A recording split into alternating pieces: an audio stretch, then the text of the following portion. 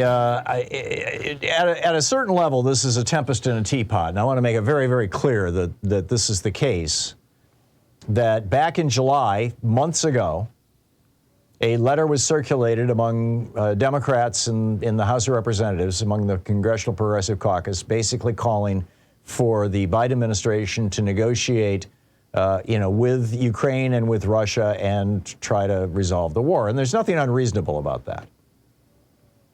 It's a perfectly reasonable position to say we should be negotiating. And in fact, that's been the position of the Biden administration all along. We're willing to negotiate. Russia's not. Ukraine has said repeatedly that they're willing to negotiate. They're just not willing to give up land.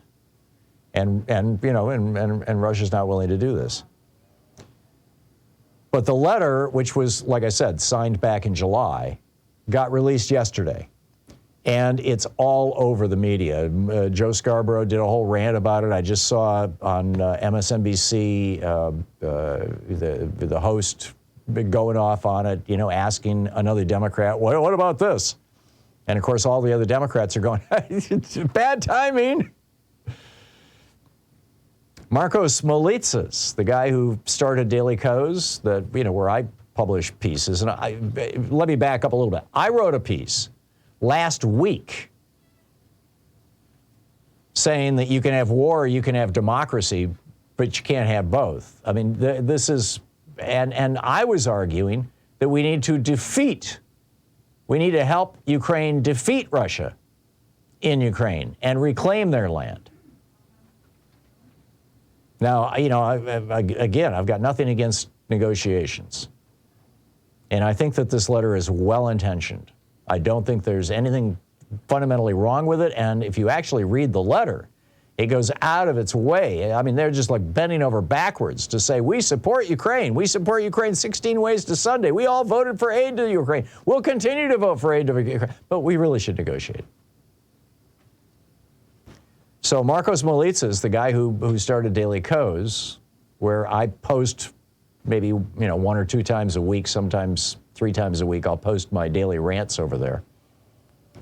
He tweeted yesterday this by Representative Rashida, Representative Khanna, and other progressives is unbelievably naive and stupid, asking for diplomacy with a murderous terrorist regime literally raping and pillaging through Ukraine.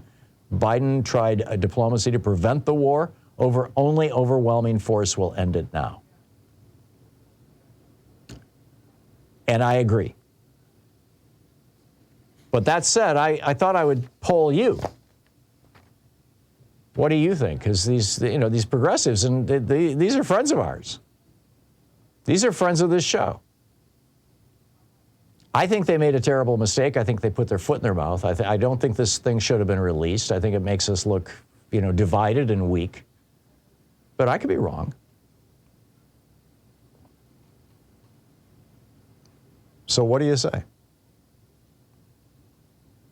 These they asked for in the letter. They asked for a new European security arrangement acceptable to all parties that will allow for a sovereign and independent Ukraine. That's great. The problem is that Russia does not accept a sovereign Ukraine. I mean, before the war, Ukraine said, "Hey, if you guys want to attack us, we'll become officially neutral, like Sweden or Switzerland. We'll be neutral." Russia didn't care.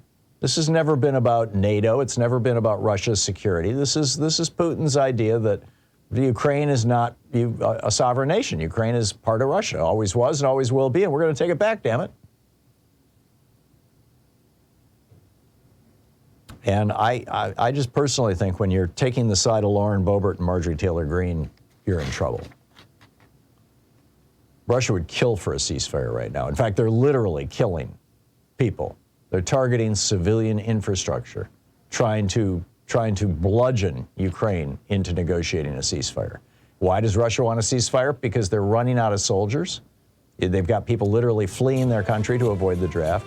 They're running out of weapons. Their army has been decimated. They're having to buy weapons from Iran, for God's sake.